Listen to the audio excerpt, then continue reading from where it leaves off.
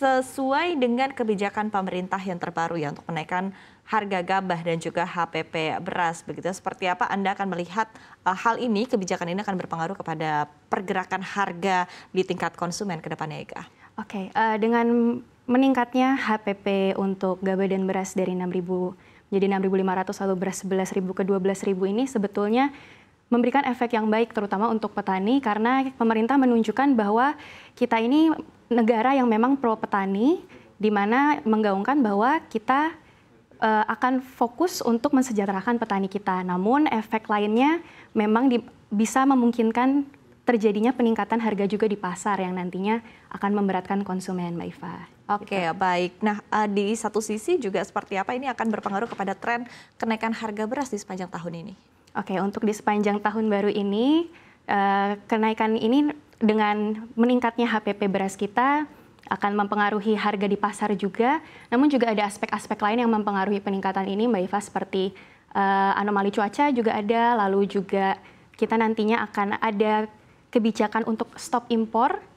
Nah, namun ini justru juga menunjukkan bahwa kita ini negara yang sudah mulai berani untuk mengambil step ke depannya agar kita segera bisa mencapai swasembada pangan nantinya di 2027.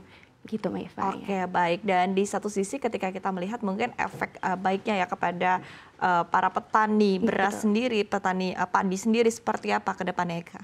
Oke, dengan meningkatnya HPP ini tentunya ini dapat memotivasi petani kita ya Mbak Iva.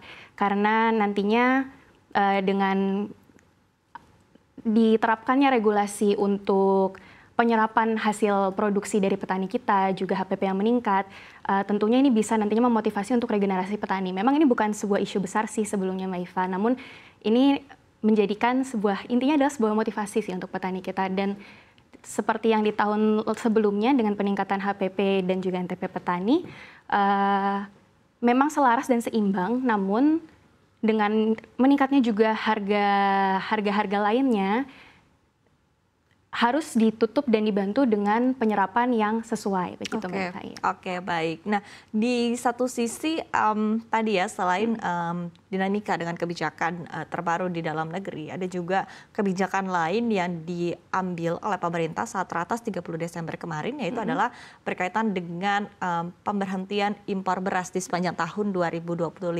Seperti apa dari Eka sendiri melihat berkaitan dengan kebijakan ini? Apakah memang kita sanggup ya, artinya memang secara stok di dalam negeri ini sudah berkecukupan? Iya.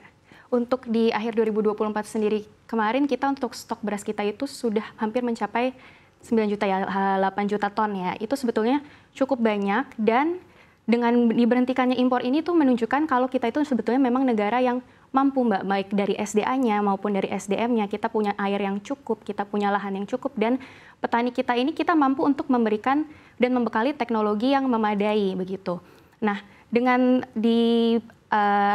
diterapkannya untuk pemberhentian impor juga harus diseimbangi dengan produksi kita juga harus semakin didorong begitu. Nah, sejauh ini memang kita sudah mengadakan penambahan untuk lahan panen, lahan tanam ya, yang seperti di Kalimantan Selatan kemarin terakhir sudah 500.000 hektar besarnya. Itu nantinya jika semuanya sukses dan lancar, sinergi dari teknologi juga regulasinya, lalu juga irigasi kita memadai, itu kita bisa panen hingga 2,5 juta ton beras.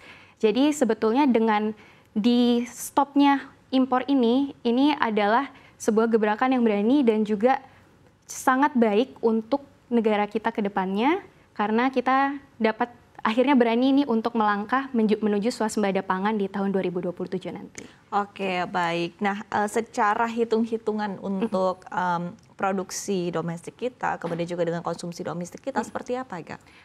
Untuk konsumsinya, jadi di awal tahun ini kan memang direncanakan untuk adanya bantuan beras 10 kilo.